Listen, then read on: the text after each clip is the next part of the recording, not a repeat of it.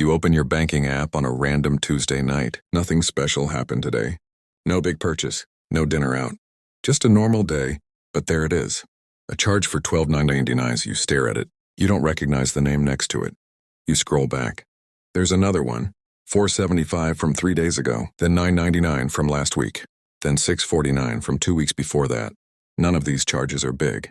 None of them would have stopped you if you'd seen them coming. But you didn't see them coming. That's the problem. You add them up in your head. It doesn't seem like much. Maybe $40, maybe $50. You close the app and tell yourself it's fine. At your desk the next morning, you mention it to Maya, the coworker 2 seats over. She laughs, but not unkindly. I used to do that every month, she says.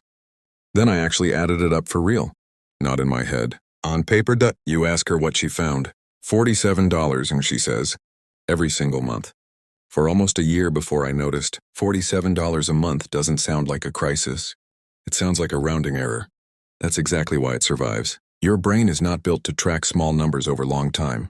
It's built to notice the $200 furniture purchase, the $80 dinner, the $150 pair of shoes. Those numbers feel big enough to register. A $4.99 app renewal does not. This is called mental accounting. Your mind sorts money into separate buckets, and it treats each bucket differently. Big purchases go into a bucket labeled decisions bar. Small purchases go into a bucket labeled doesn't matter. The problem is that the second bucket has no bottom. You think back over your own month. The coffee you grabbed without checking the price 3 times. The delivery fee you didn't question because the app rounded it into the total. The subscription you signed up for during a free trial, then forgot to cancel, now renewing itself quietly every 30 days. Each one alone felt like nothing. That was never the danger. The danger was that they were designed to feel like nothing. Maya pulls out her phone at lunch and shows you her tracking app. Not a complicated spreadsheet. Just a simple list updated once a week, 5 minutes at a time. I don't look at it to feel guilty, she says. I look at it to remember what's actually happening. Those are 2 different things. That distinction sits with you longer than you expect. Guilt says you failed. Awareness says here is information. One of them makes you want to close the app and never open it again. The other one makes you want to open it tomorrow too. You think about the version of yourself from 6 months ago, who tried a strict budget for 11 days and gave up. That version of you was reacting to guilt. Every dollar spent felt like a small failure, and after enough small failures, quitting felt like relief. This time you try something smaller. You open your statement again, but instead of just wincing at it, you write the recurring charges on a sticky note. 4 subscriptions, 1 you use constantly, 2 you haven't opened in over 2 months, 1 you can't even remember signing up for.